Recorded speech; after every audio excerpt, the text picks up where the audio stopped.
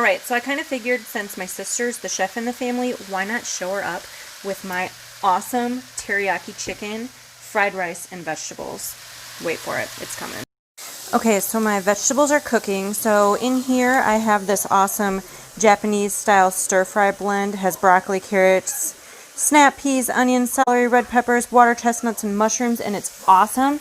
And then I cut up a zucchini, you can see the zucchini over here, from my garden, so that's fresh. And then I also added a bag of cabbage. So that is like this right here. So just a bag of, you know, green cabbage, red cabbage, and sliced carrots. Works perfectly. So I added a couple tablespoons of olive oil, about 4 tablespoons. I'm poor, so it's just this Walmart brand.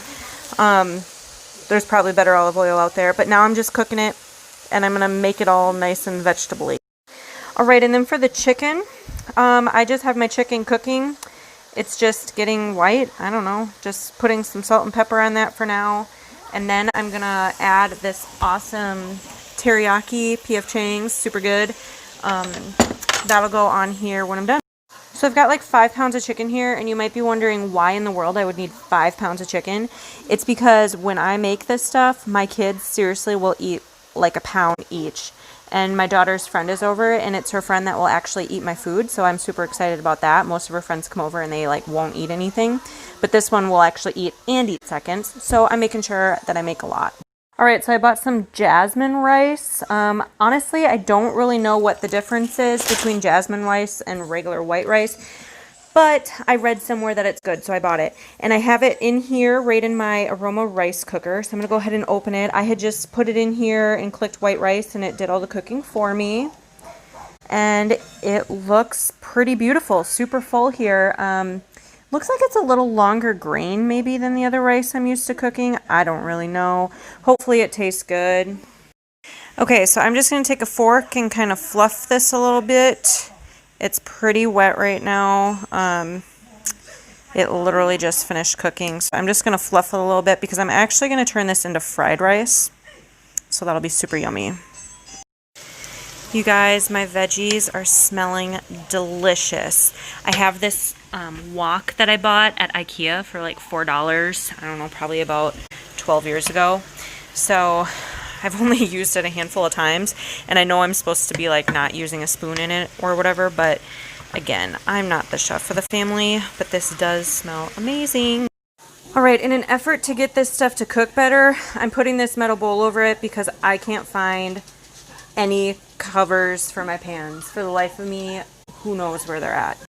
Okay, so my chicken is cooking, and I'm just gonna like cut it. You'll notice some of my chicken, like this piece, is cooked more than the other pieces. I don't think you have to do that. It's just because I am kind of terrible at this, to be honest. Check this out. I've got a nice little warming area happening in here when I put this cover down. And I don't have any hot pads on me, so if I keep the spoon here, I can just flip it up, do some turning, and then just bring it right back down with me. Okay, so that's a little hard, but I'll just give it a little, just like that. So my chicken is super tough. I probably did something wrong. I probably neglected it for too long. I don't really know. But the good thing is, it can be like super nasty like this, and it doesn't even matter because as soon as I put this P.F. Chang's on, yeah, no one cares. It tastes so good. So a friend suggested that I cover my chicken and add a little water to make it less tough. Unfortunately, I can't find any of my covers anywhere. That's what happens when you start to let your kids cook. They basically lose everything.